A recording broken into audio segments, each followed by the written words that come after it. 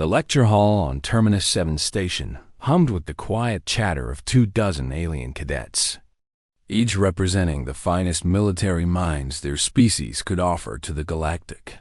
Military Academy Commander Sarah Chun stood at the front of the classroom, her human frame small compared to most of her students, yet commanding their attention with practiced ease.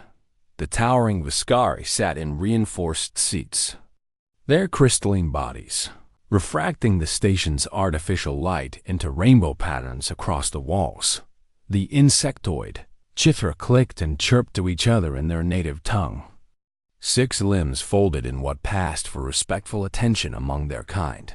The Maldan floated in their water-filled mobility suits, tentacles occasionally pressing against the transparent material as they took notes on waterproof data pads. This was advanced weapons theory, a class that most students considered a formality before moving on to real combat training with modern galactic weapons systems. Chen activated the holographic display, and a 3-dimensional image of an unremarkable metal cylinder materialized above her desk. "Today we're examining historical human weaponry," she announced, her voice carrying easily through the chamber's acoustics. A wave of barely concealed disappointment rippled through the class. Tharzik, a Vescari whose crystalline structure glowed with an amber hue that his species associated with confidence bordering on arrogance, raised one massive arm. "Commander Chun, with respect, why are we studying primitive kinetic weapons when modern warfare utilizes plasma bursts, graviton beams, and matter disintegration?" he asked, his voice resonating like struck crystal. Several other students murmured agreement, though more diplomatically than the Vescari cadet. Chen smiled, a small expression that didn't quite reach her eyes.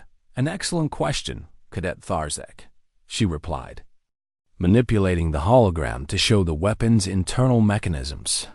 "This is the M2190 Peacekeeper, a magnetic acceleration weapon commonly called a railgun," she continued. "It uses electromagnetic force to propel a solid projectile at extremely high velocities." "Atoas," Chithra named Zixthar chittered a question, which the translation device rendered as, "But Commander, our plasma weapons can achieve similar destructive yields with the advantage of heat dissipation and shield penetration.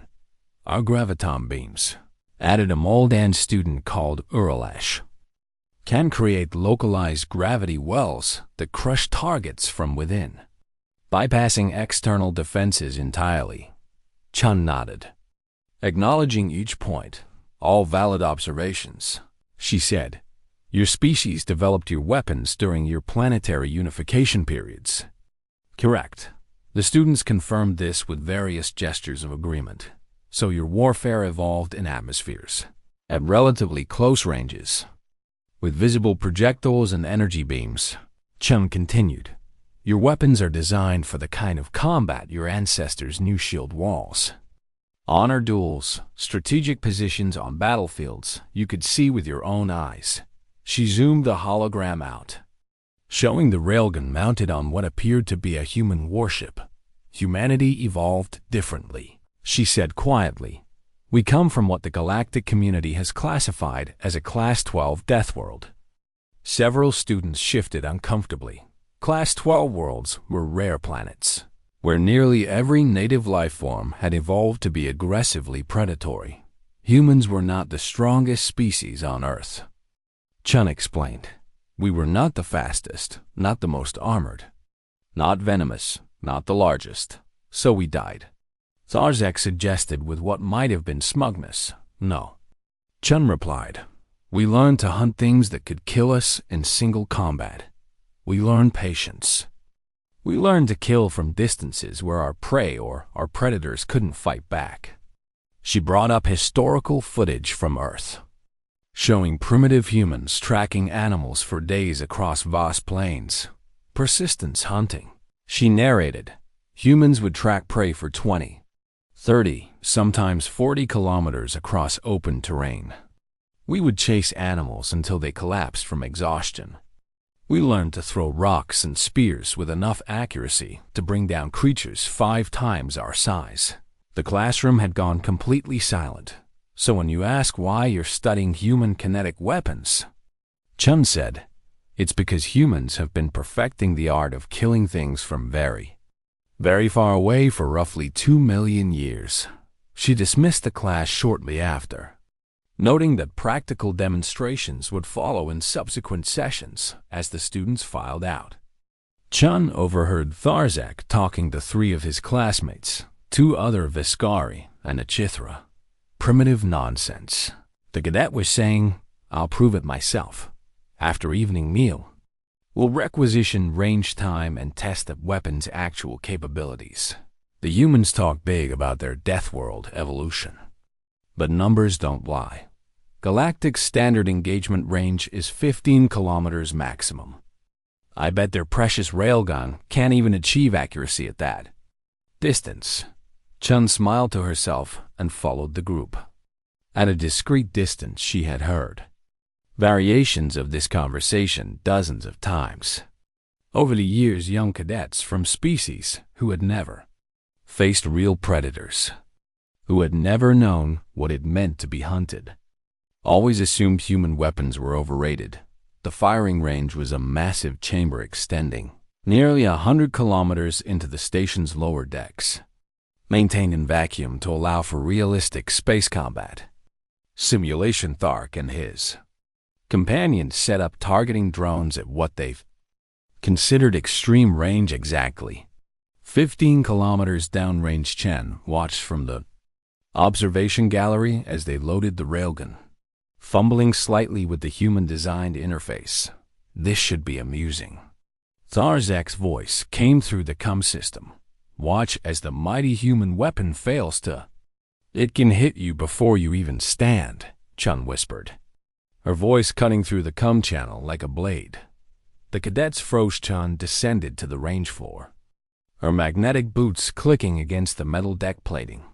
If you're going to test human weapons, she said calmly, at least do it properly. What you've set up is barely adequate for training children on their first day at basic marksmanship. Tharzak's crystalline structure flushed a deeper amber embarrassment mixed with defiance. 15 kilometers is well beyond standard engagement range, he protested. Chun walked to the railgun and began making adjustments with practiced ease. Cadet, standard galactic engagement doctrine assumes both parties know they're in a fight, she said. Human doctrine assumes the enemy should be eliminated before they know we exist. She pointed down the range. See that target? Drone at 50 kilometers. The cadets had to use magnified optics to even spot it. I'm going to destroy it, Chum stated. But that's impossible. Zixthar chittered. Atmospheric interference alone would. We're in vacuum. Chun interrupted. And I'm calculating for station rotation, local gravitational variations, and the target's autonomous drift pattern. She settled into a firing stance that looked deceptively casual. Human children learn to throw projectiles accurately before they learn to read, she murmured, more to herself than to the stunned cadets. We've had a very long time to get good at this. Her finger squeezed the trigger. The railgun fired with almost no recoil, the magnetic coils glowing briefly as they accelerated the projectile to impossible speeds. 3 seconds of silence. Then, 50 kilometers downrange, the target drone simply ceased to exist. Class dismissed, Chun said softly. And next time you want to test human equipment, ask permission first. But as the cadets stood in shocked silence, alarms began blaring throughout the station and emergency alerts scrolled across every display. Unknown hostile fleet detected, all personnel to combat. SDSN's expression hardened. The lesson was about to become very, very practical. The command center of Terminus 7 station erupted into controlled chaos as officers from a dozen species coordinated emergency protocols. Admiral Venchara, a veteran Moldan whose mobility suit bore the scars of 3 previous conflicts, studied the tactical display with growing concern. 30 contacts, his tactical officer reported. A young Veskari whose crystalline structure flickered with stress patterns. Configuration matches Krell Marauder fleet composition. Distance, 2 million kilometers and closing at 0.3 acceleration. Chun arrived at the command center with her cadets in tow. Tharzasi and his companions still processing what they had witnessed at the firing range. Commander Chun. Admiral Venshara's translator device rendered his bioluminescent communication into standard. Galactic Common, I'm initiating evacuation protocols. The Academy staff and students will board transports within the hour. Chun studied the tactical display. Her expression unreadable, Admiral. Request permission to speak freely. Venshara's tentacles rippled in the Moldan equivalent of a nod. The Krell operate on standard galactic doctrine. Chun began. They'll close to between 5 and 10 kilometers before engaging. Their shields are optimized for plasma energy. Weapons. Their tactics assume visual range combat. Yes, the Admiral confirmed, which is why we cannot possibly defend this station with our current assets. We have only 3 human defense platforms and 1 frigate in dock. Chun's smile was cold and professional, Admiral. Those assets are exactly what we need. Request permission to coordinate defensive operations while evacuation proceeds. The Moldan Admiral's tentacles contracted in what humans had learned to recognize as skepticism. Commander, I respect human capabilities, but 30 Krell warships against a single frigate is more than adequate. Chun interrupted gently. Sir, have you ever seen human naval doctrine in practice? Before the Admiral could respond, the station shuddered slightly as the UNSS Consequence undocked from its berth. That's my ship, Chun said, and my crew just received their orders on the tactical display. The human frigate began accelerating not toward the incoming Krell fleet, but away from it at a 90-degree angle. Commander, your ship is retreating, Tharzek blurted out. Unable to contain himself, Chun turned to the cadet with an expression that might have been amusement. No. Cadet, my ship is achieving optimal firing position. She gestured to the tactical officer. May I? With the Admiral's reluctant permission, Chun began manipulating the display, expanding the scale dramatically. Standard galactic engagement. Range is based on visual targeting and energy weapon effective distance, she explained, her fingers dancing across the holographic controls. Humans don't use those limitations. The 3 human defense platforms, previously dormant and ignored in the station's defensive grid, suddenly came online. They didn't move toward the enemy either. Instead, they rotated slowly, their sensor arrays sweeping space in calculated patterns. Current distance to Krell fleet, 1.8 million kilometers. Chun announced. Time to standard engagement range, approximately 4 hours. She paused, letting that sink in. Time until human engagement range. We're already there. Consequence. This is Commander Chun. Authorization Delta-7-7. You are weapons free. The frigate's response crackled through the comm. Acknowledged. Commander, first salvo away on the tactical display. Nothing visible happened. The cadets stared at the screen. Confused, 45 seconds passed in tense silence. Then the lead. Krell warships simply vanished from the display, not destroyed in a visible explosion. Just gone. Its icon disappearing as the sensor returns flatlined. What? Admiral Venshara began. Tungsten penetrator. 40 centimeters in diameter. 3 meters long. Chun recited calmly. Accelerated to 3% of light speed by magnetic coils. At that velocity, it doesn't explode the target. It vaporizes it on contact through kinetic energy transfer. Another Krell ship disappeared. Then another. The projectiles are so small and fast that the Krell sensors can't track them. Chun continued. By the time the impacts happen, the rounds have been in flight for over 40 seconds. The Krell don't even know they're under attack yet.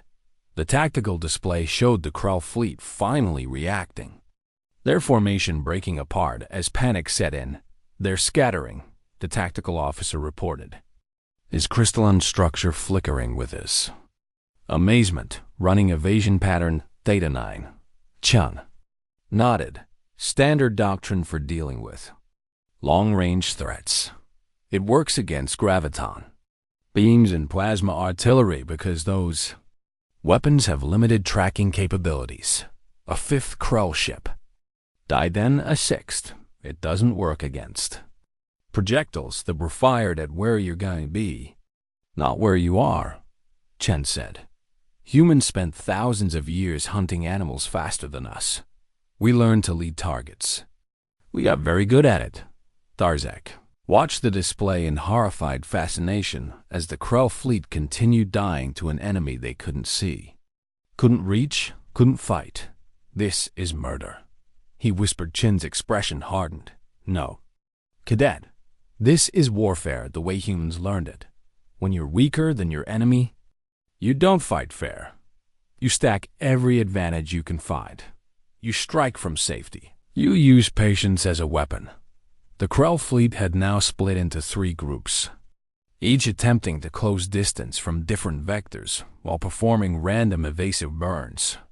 They're adapting. Admiral Venchara observed. Chun studied the pattern for a moment. Then her smile returned. They're doing exactly what our tactical computers predicted they would do. She opened a new channel consequence. Initiate pattern Echo 7. Platforms Alpha through Gamma. Your firing solutions are being uploaded now. The 3 defense platforms, silent until now, suddenly unleashed a coordinated barrage. More Krell ships began dying with mechanical precision. Each platform calculates firing solutions for targets 30 to 60 seconds in advance. Chun explained.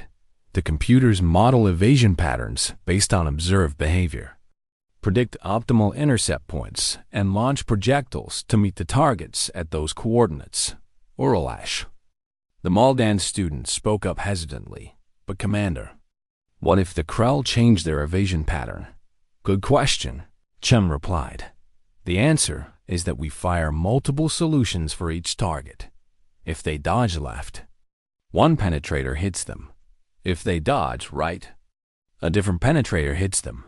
If they maintain course, a third penetrator hits them. The only way to survive is to predict which solution we didn't account for and maneuver there instead. But that requires knowing our firing solutions, Tarzak said slowly. Understanding dawning, and they can't know our firing solutions because the rounds are already in flight before they even detect the launch. Chun finished. Now you're thinking like a human predator. Cadet. The battle, if it could be called that, continued for another hour. The Krell attempted every standard counter-tactic in the Galactic military database. They split into smaller groups. They performed coordinated jumps to random coordinates. They burned at maximum acceleration in unpredictable directions. Nothing worked. The human weapons tracked them all, anticipated their movements, and killed them with mathematical precision. Finally, 3 Krell ships broke formation entirely and jumped to FTL. Fleeing the system, Chun watched them go without comment. Should we pursue? The tactical officer asked. Negative, Admiral Venchara ordered, his tentacles rippling with a mixture of relief and shock. Let them run. Let them tell their fleet commanders what happened here. The remaining Krell ships, seeing their companions flee, hesitated. That hesitation cost them their lives as another volley of tungsten penetrators found their marks when the last hostile icon blinked out of existence. The command center erupted in stunned celebration. Cadets from a dozen species cheered, while officers who had served for decades stood in silent amazement. Admiral Venchara turned to Chun, his entire body language conveying deep respect.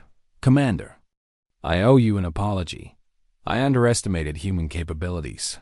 Chun shook her head. You estimated based on Galactic Standard Doctrine. Admiral, that's not a fault. It's just that humans learn different lessons. She was about to continue when her personal comm chirped with an urgent priority. Signal Chen's face went pale as she read the classified message. Admiral, she said quietly, the celebration around them suddenly feeling hollow. We have a problem. The Krell weren't attacking.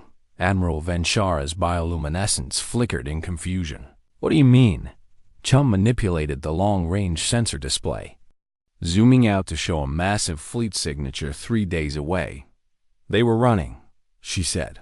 From that, on the display, 200 contacts moved in perfect formation.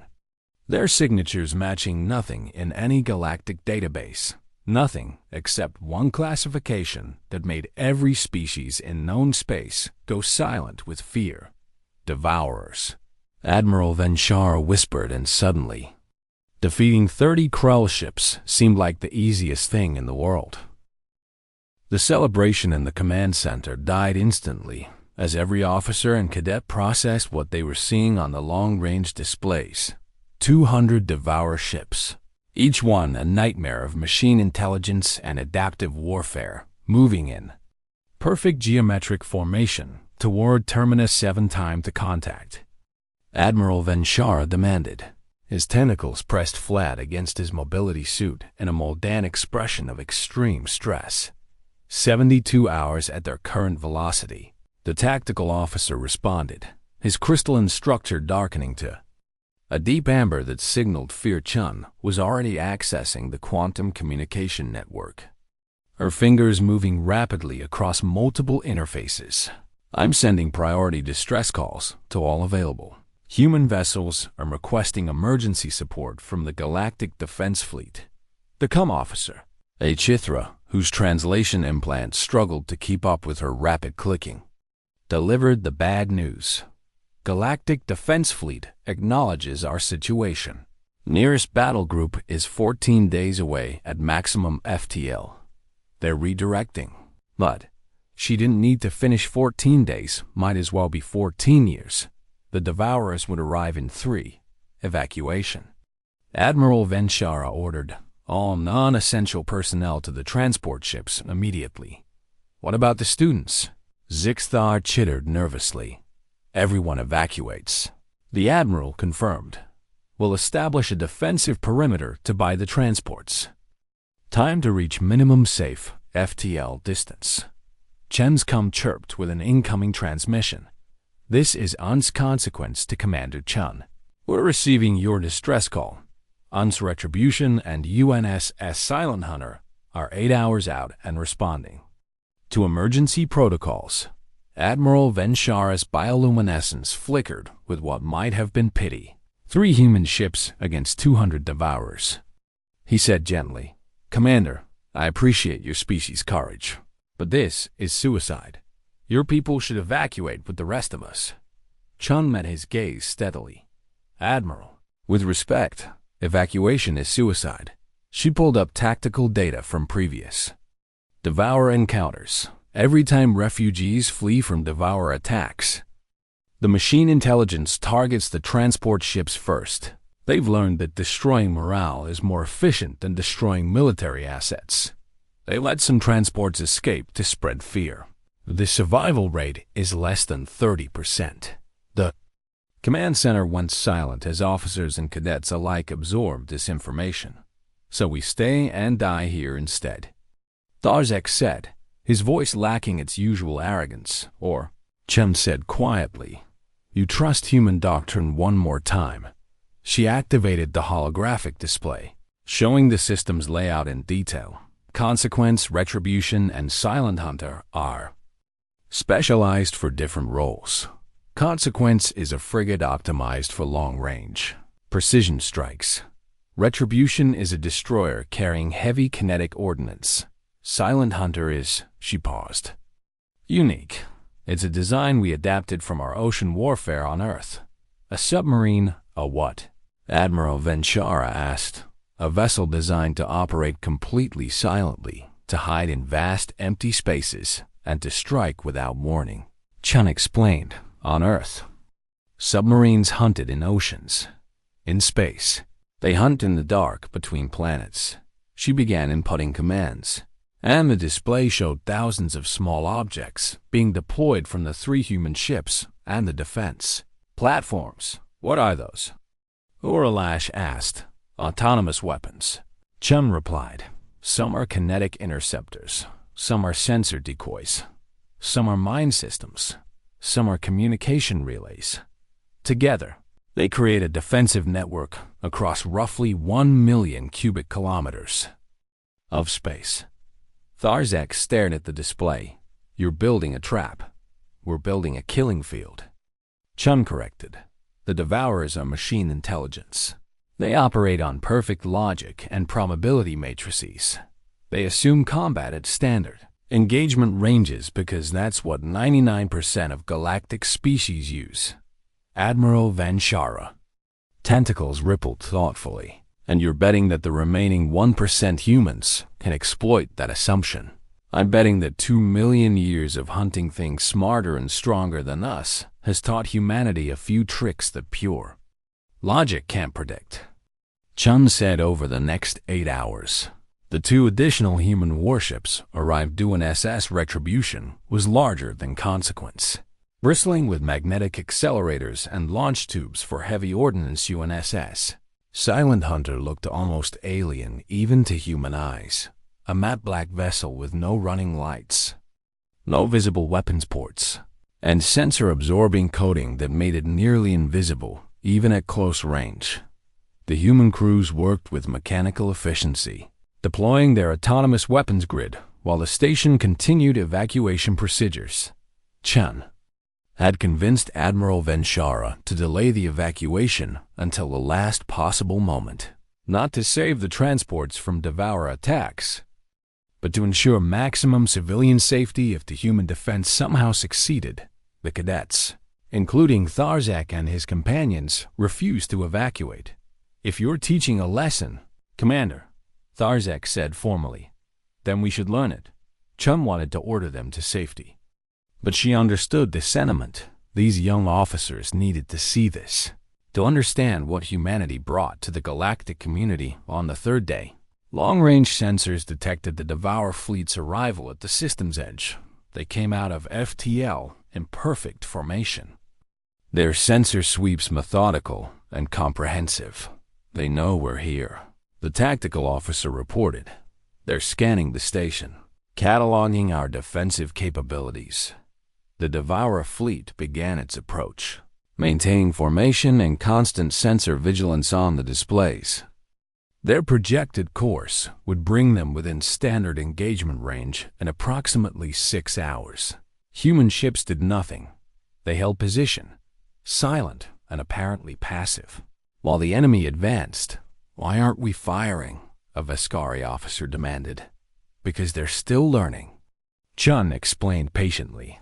Every shot we take now gives them data about our capabilities, our positions, our tactics. So we wait. We let them come to us. We let them think they understand the battlefield.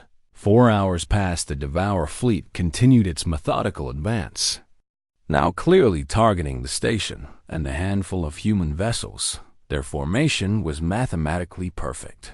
Overlapping fields of fire, redundant sensor coverage, optimal spacing to prevent single attacks from damaging multiple ships. They're good. Chun admitted. Their tactics are flawless. So how do we beat flawless tactics? Zixthaw chittered nervously. Chun's smile was predatory. We don't fight their tactics. We fight their assumptions. The Devourer fleet reached a distance of 500,000 kilometers. Standard galactic doctrine called this extreme long range, the maximum distance at which energy weapons might be effective. The human ships still didn't fire. 300,000 kilometers. Long range, where most engagements began. Still nothing from the humans. 100,000 kilometers medium range, the optimal distance for most galactic navies. The cadets were visibly anxious now. Crystalline structures flickering, tentacles writhing, chitin clicking nervously. Commander, Admiral Venchara said carefully. If we're going to engage. Now, Chun said simply. She opened the fleet-wide channel. All human vessels. This is Commander. Chun. Execute Order Midnight Garden. For 5 full seconds. Nothing happened. Then space itself seemed to come alive. The thousands of autonomous weapons that had been drifting on ballistic trajectories, looking like harmless debris or sensor ghosts, suddenly activated kinetic interceptors accelerated toward. Predetermined coordinate sensor decoys began broadcasting false signatures across the entire electromagnetic spectrum line. Systems armed themselves and adjusted their positions with tiny thruster bursts and from 3 different vectors, all well outside the Devourer fleet's projected engagement range. The human warships opened fire tungsten penetrators launched from distances the Devourers hadn't even bothered to defend against. Machine intelligence fleet adapted immediately, their shields reconfiguring and their formation adjusting to compensate. But adaptation requires time, and time, measured in light seconds, was the one thing the Devourers suddenly didn't have. The first wave of human kinetic rounds arrived 45 seconds after launch. 6 Devourer ships ceased to exist, vaporized by impacts they never saw coming. Machine fleet's response was instant and logical. They began evasive maneuvers and attempted to close distance with the human vessels. Exactly as Chun had predicted. Phase 1 complete, she announced calmly. Now they learn why humans are patient hunters. On the tactical display, the Devourer fleet accelerated toward the human ships, attempting to reach effective engagement range. They flew directly into the killing field. Humanity had spent 3 days preparing, and the real battle began. The Devourer fleet split into 3 primary groups with mathematical precision, each group taking a different vector toward the human vessels, while maintaining their defensive formations and executing random evasive patterns every 30 seconds. Standard counter doctrine for long-range threats, Admiral Venchara observed. His tentacles pressed against the tactical display as he studied the enemy's movements. Yes, Chun agreed. And it's never failed them before. She opened a comm channel to all 3 human ships. Consequence: maintain current position and continue firing solution Alpha. Retribution: begin pattern Delta 7. Silent Hunter. You're clear for autonomous operation. The UNSS Silent Hunter's transponder immediately went dark on the sensors. The stealth vessel simply vanished, its position marked only by a question mark icon on the friendly force display. Where did it go? Tarzek demanded, his crystalline structure flickering with confusion. Everywhere and nowhere. Chun replied cryptically. Silent Hunter operates on different principles than conventional warships. You'll understand when you see it work. The Devourer fleet continued its advance, now accelerating at maximum burn 2. Close the distance as quickly as possible there. Logic with sound. Get inside the human weapons effective range where their own superior numbers and firepower would dominate, but the human ships didn't retreat. UNSS Consequence maintained its position, continuing to fire at precise intervals. Each shot was calculated not for where the Devourer ships were, but for where they would be 30, 40, sometimes 60 seconds in the future. More enemy vessels died, their hulls punctured by tungsten rounds traveling at relativistic speeds. The Devourers adapted, their evasion patterns becoming more erratic, less predictable. There. Learning, the tactical officer reported. Firing solutions are becoming less reliable. Chun nodded calmly. They're supposed to learn. That's the point. She zoomed the tactical display to show one of the Devourer groups in detail. The formation was performing a complex series of random burns, changing direction every few seconds in patterns that no conventional targeting computer could predict. Then 3 ships in that formation simply exploded simultaneously. What happened? Zixthar chittered in surprise. Those shots were fired 4 minutes ago. Chun explained. Back when the Devourers were still using predictable evasion pattern Data 9. But they changed their pattern, Uralesh protested. Yes. They changed to pattern Omega 4. Chun agreed, which we also predicted they might use. So we fired solutions for both patterns, and 5 others they might have chosen. Tharzek stared at the display, finally beginning to understand. You're not just predicting their current movements. You're predicting their adaptations. We're predicting their logic. Chun corrected. Machine intelligence operates on probability matrices. When pattern A fails, they analyze why it failed and switch to pattern B, which addresses those specific failures. That makes them predictable in a different way. Admiral Venshara's bioluminescence pulsed with what might have been admiration. You're thinking several steps ahead, like a game of strategy, like hunting an animal smart enough to learn from its mistakes. Chun said, human persistence hunters on Earth would track prey for days, learning their patterns, predicting their escape routes, anticipating where they go when tired or desperate. We're doing the same thing, just with mathematics and projectiles instead of spears and patience. The battle continued, and the Devourer fleet's casualties mounted steadily, but they were adapting faster now. Their machine intelligence processing each loss and adjusting tactics in real-time theater formations became more chaotic. Intentionally inefficient to make predictions harder, they began deploying their own countermeasure sensor jammers, decoy drones, even sacrificial vessels that would absorb kinetic rounds meant for more valuable ships. They're getting smarter, the tactical officer warned. Firing solution success rate is down to 60%. Good. Chum said, surprising everyone. That means they're committing resources to defense instead of offense. That means they're reacting to us instead of executing their own battle plan. That means we're inside their decision. Loop, she opened the fleet. Come again. Retribution. Begin firing heavy ordnance. Pattern Zulu 3, the destroyer, which had been holding position and contributing only standard kinetic rounds to the battle, suddenly unleashed a massive salvo. These weren't precision penetrators. These were large-yield kinetic warheads, each one massing several tons and accelerating to a significant fraction of light speed. The Devourers detected the new threat immediately and began evasive maneuvers. Their sensors tracked the incoming warheads, calculated intercept courses, and prepared point defense systems. The warheads missed every single target they'd been aimed at. Commander, retribution salvo was ineffective. A Veskari officer reported. Chun smiled. Those weren't meant to hit.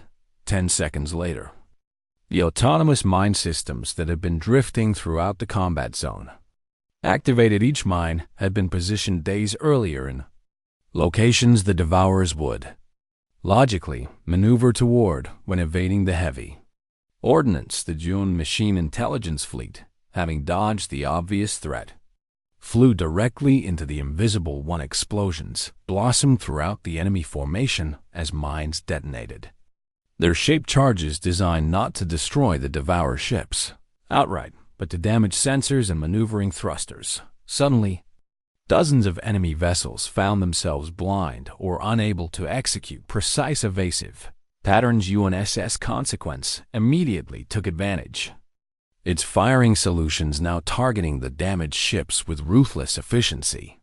Layers, Tharzek breathed, understanding finally clicking into place. You're not fighting one battle. You're fighting multiple battles simultaneously, each one setting up the next. Every human learns to throw before they learn algebra.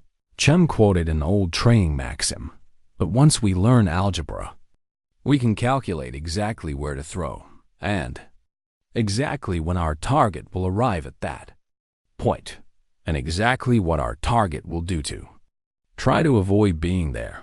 The Devourer fleet was now in serious trouble. Their numerical superiority meant nothing when they couldn't Close to effective range, their adaptive intelligence was being countered by human predictive modeling. They're perfect. Logic was being undermined by opponents who thought in probabilities and contingencies. Then, something changed. The remaining Devourer ships, approximately 140 vessels, still combat effective, suddenly ceased all evasive maneuvers. They formed into a single massive formation and began accelerating directly toward Terminus 7 station at maximum burn. No evasion, no clever tactics, just raw speed and determination. They're making a run for the station, Admiral Venchar said urgently. If they reach it, they won't, Chun interrupted. But her expression had turned grim. This is their desperation move. They've calculated that they can't win a conventional engagement, so they're accepting massive casualties in exchange for completing their primary objective. How do we stop them? The Admiral demanded. Chun pulled up a three-dimensional tactical plot showing the Admiral Devourer fleet's projected course. Overlaid on that plot were thousands of trajectory lines, each representing an autonomous kinetic interceptor. All of them had been launched hours ago, all of them drifting on ballistic courses, all of them positioned perfectly to intercept an enemy fleet making a desperate suicide run at the station. We already did, Chum said quietly. The Devourers flew into a wall of tungsten, the autonomous interceptors. Simple kinetic weapons with minimal guidance systems and no active sensors had been invisible to the machine intelligence's scans.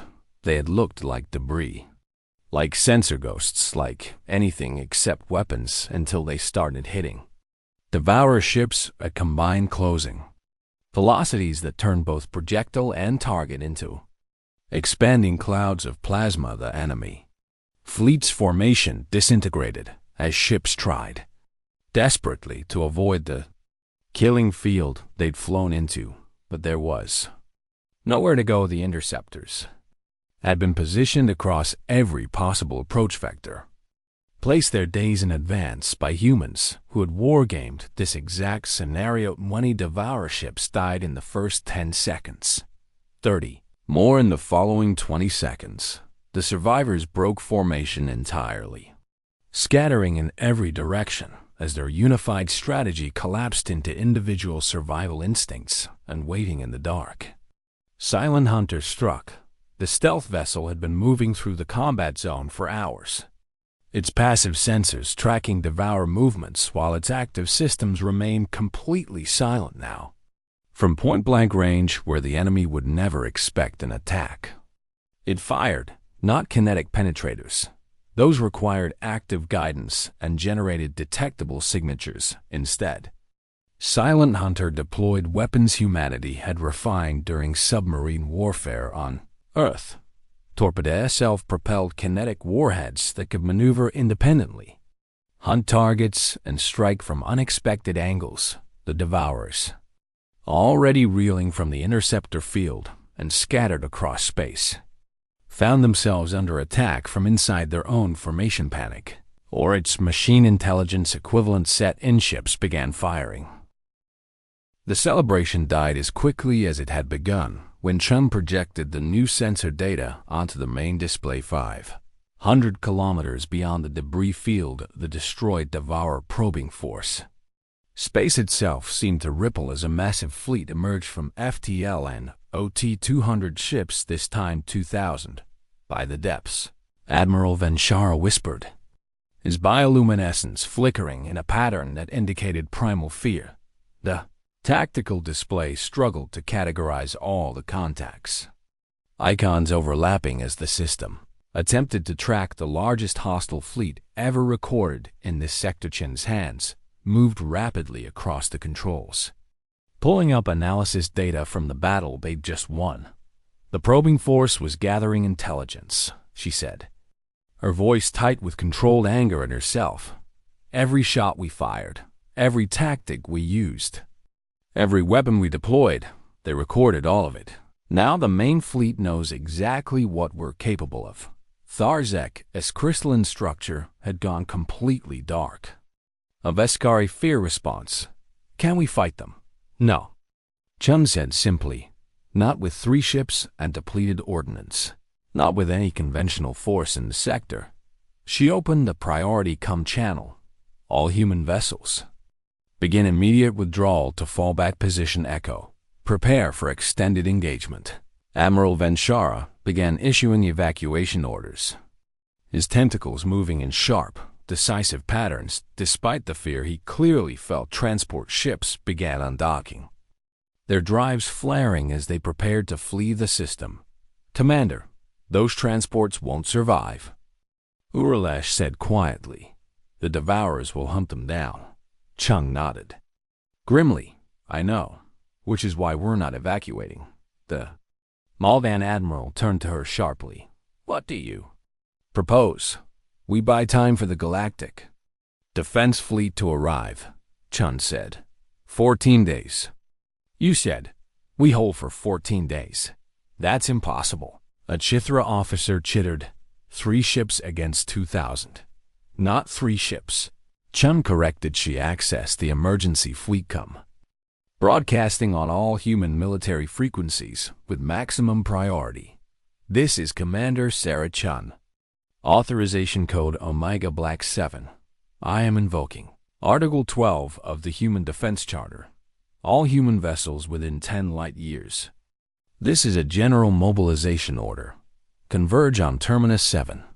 We have Devourers. And we're going to show them why humans don't surrender over the next 6 hours. Human ships began arriving. Not military vessels. Humanity didn't maintain large standing fleets in this sector. These were merchant ships, mining vessels, transport haulers, even a few civilian yachts, each one armed with whatever weapons could be hastily installed. Each one crewed by humans who had heard the call and responded by the time the Devour main fleet began its approach. 27 human vessels of various sizes and capabilities had assembled around Terminus 7. It's still not enough, Admiral Venshara said, though his tone carried more hope than before. You're right. Chun agreed. It's not enough to win a conventional battle. So we won't fight a conventional battle. She gathered her command staff, including the cadets who had refused to evacuate. Everything you've learned about human warfare in the past 3 days. Forget it. We showed the Devourers our tactics, our weapons, our doctrine. Now we have to show them something they can't adapt to. What could possibly? Tharzek began. Creativity. Chun interrupted. Unpredictability. The thing that separates living beings from machine intelligence. The ability to do something completely illogical and make it work anyway. She began outlining a plan that made every trained military officer in the room question her sanity. The merchant vessels would be converted into weapons platforms, but not conventional ones mining ships carried. Massive industrial drilling lasers meant for asteroid excavation useless as weapons under normal circumstances because they required sustained contact with a target. Chen proposed using them anyway. Transport haulers had powerful engines designed for moving massive cargo. She wanted to fill them with refined metals and use them as kinetic missiles. The civilian yachts had sophisticated sensor suites for navigation. She planned to turn them into autonomous decoy controllers. This is insane, a Veskari officer protested. These vessels aren't warships. You're asking civilians to die. I'm asking volunteers to fight. Chun corrected, and every human here has volunteered. We know what the Devourers do to populations they conquer. We'd rather die fighting than live as their slaves or be processed as resources. Over the next 2 days, while the Devourer fleet made its methodical approach, the humans worked frantically.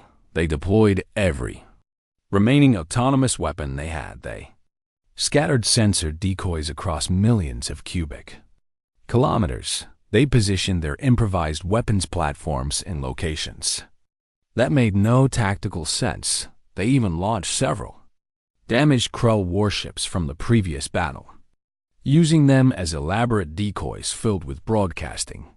Equipment Admiral Venchara and the Academy staff watched in bewilderment. This defensive formation violates every principle of naval warfare, the Admiral observed. Yes. Chun agreed cheerfully. That's rather the point. She pulled up the tactical plot, showing the bizarre arrangement of human forces. The Devourers learned our tactics from the probing battle. They'll expect us to use long-range kinetic weapons, autonomous interceptors, and stealth vessels. They'll have developed counters for all of those things. So instead, we're going to use weapons that shouldn't work, in ways that make no sense. From positions that defy logic, Tharzek studied the plot carefully, his crystalline structure slowly brightening as understanding dawned. You're not trying to win. You're trying to confuse them, to make them waste time analyzing threats that aren't real, and missing threats they'd normally detect. Now you're thinking like a human. Chun said approvingly. The Devourer main fleet arrived exactly on schedule. Their formation perfect, and their approach calculated for maximum efficiency. They had clearly analyzed the previous battle in detail. Their formations were spread to prevent kinetic penetrators from hitting multiple targets. Their evasion patterns were completely randomized, using true quantum random number generation. Their point defense systems were optimized to intercept small, fast projectiles. They had adapted perfectly, which meant they were completely unprepared for what actually happened. The first mining ship, the Helios Prospector, accelerated directly toward the Devour formation at maximum burn. The enemy fleet detected it immediately and calculated it was a sacrificial ramming attempt, tactic they'd encountered before from desperate opponents. They maneuvered to avoid it, letting it pass harmlessly through their formation. Except, the mining ship wasn't trying to ram them as it passed through the enemy fleet.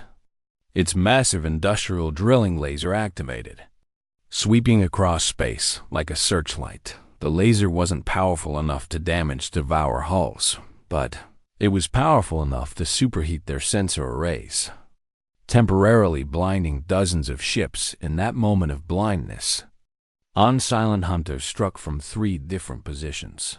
Simultaneously, not the same ship. Chun had split Silent Hunter's torpedo inventory among 3 different vessels, all running silent and positioning themselves during the chaos. The Devourers, already adapted to expect a single stealth vessel, never anticipated multiple submarines. 20 enemy ships died before they could restore sensor function. The machine intelligence fleet adapted again, spreading their formation even wider and increasing sensor redundancy, which is exactly when the transport hauler struck, filled with refined metal ore and accelerated to ramming speed by their powerful engines. They weren't precision weapons, they were massive, crude kinetic impactors that the Devourer's targeting systems dismissed as debris until far too late more enemy ships died. Their perfect logic unable to process why anyone would use such inefficient weapons when better options existed. The answer was simple: because humanity had run out of better options and refused to stop fighting. Anyways, battle devolved into chaos. Human vessels performed maneuvers that violated basic physics and safety protocol. Civilian pilots pushed their ships past design tolerances, accepting catastrophic damage to achieve tactical objectives. The makeshift weapons platforms fired at ranges and angles that made no mathematical sense, and somehow, impossibly, it worked. Not because the tactics were superior. They weren't. Not because the weapons were more advanced. They clearly weren't, but because the Devourers' machine intelligence kept trying to find the logic in human actions, kept trying to predict the pattern, kept trying to understand the strategy, and there was no logic, no pattern, no strategy, just desperate humans fighting with whatever they had, making up tactics as they went, turning mistakes into opportunities, and disasters into victories through sheer stubborn refusal to quit the battle raged for 12 days. Humanity lost 19 of their 27 vessels. The survivors were damaged beyond repair, but when the Galactic Defense Fleet finally arrived, they found Terminus 7 still intact and operational, and they found the wreckage of over 800 Devour ships drifting in the debris field. The remaining machine intelligence fleet, its logic matrices overloaded trying to process human tactics, and withdrawn from the system 6 months later. The Galactic Military Academy held its graduation ceremony for the cadets who had witnessed and participated in the Battle of Terminus 7. Tharzek stood at attention as Admiral Vence